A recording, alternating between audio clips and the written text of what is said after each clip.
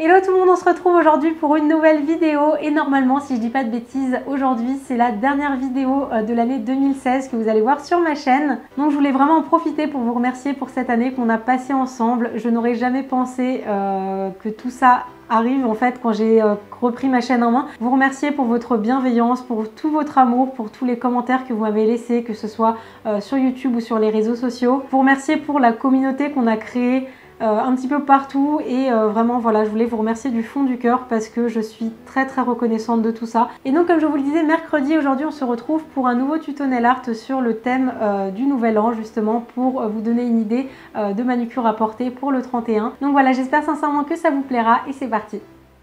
Alors comme d'habitude, je commence ce nail art par appliquer ma base pour protéger mes ongles, puis je passe au vernis et pour ce nail art, j'ai choisi d'appliquer un vernis bleu nuit sur l'ensemble de mes ongles, à l'exception du pouce que j'ai fait en doré. Et je vais appliquer ces vernis en deux couches, donc la première couche comme toujours en couche bien fine, c'est tout à fait normal de voir l'ongle en transparence, et la seconde couche plus en épaisseur pour obtenir plus d'opacité.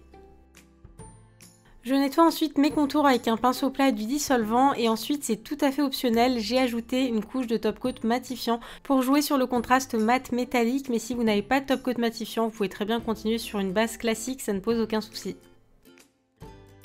On passe ensuite au nail art et vous allez voir c'est très simple, donc pour ça j'ai posé une goutte de vernis doré sur une palette et avec un cure-dent je vais tout simplement commencer par écrire les chiffres de la nouvelle année sur 4 ongles et pour ça je vais aller de l'index jusqu'au petit doigt et je commence par le chiffre 2 et les petits conseils que je peux vous donner c'est déjà de ne pas rapprocher trop les poids si vous voulez que ce soit assez net et lisible. Je vous conseille également de remettre une goutte de vernis frais sur votre palette pour chaque nouveau chiffre parce que croyez-moi le temps de faire un chiffre, le vernis est déjà suffisamment sec pour être pâteux. Ensuite, comme pour toutes les manucures à pois, c'est très important de venir retremper fréquemment votre dotting tool ou votre cure-dent dans du vernis frais de façon à avoir des pois qui soient de taille assez similaire. Et dernier petit conseil pour avoir des chiffres qui soient de taille similaire, n'hésitez surtout pas à vous donner des repères avant de commencer à faire votre chiffre.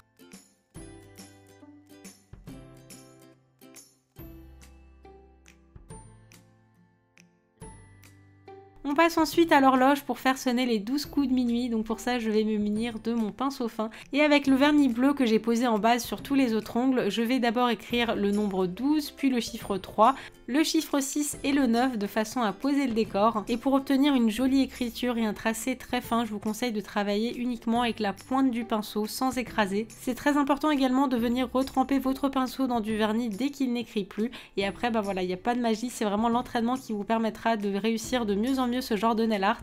Ensuite j'ai repris mon cure-dent et j'ai ajouté 2 poids entre chaque chiffre tout autour de l'horloge.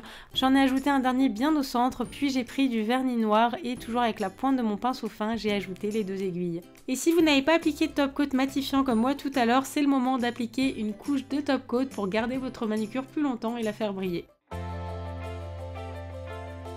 Et voilà pour cette vidéo, j'espère sincèrement qu'elle vous aura plu et qu'elle aura pu vous donner une idée supplémentaire pour le 31. Si jamais vous reproduisez ce nail art, n'hésitez surtout pas à montrer tout ça sur les réseaux sociaux avec le hashtag YokoNailArt. Ça me fait toujours très plaisir et très chaud au cœur de voir que mes nail art vous inspirent et qu'ils se retrouvent sur vos petits ongles. Donc un grand merci. Moi je vous fais plein de bisous, on se retrouve très vite pour de nouvelles vidéos. D'ici là, prenez soin de vous et je vous souhaite un très bon réveillon.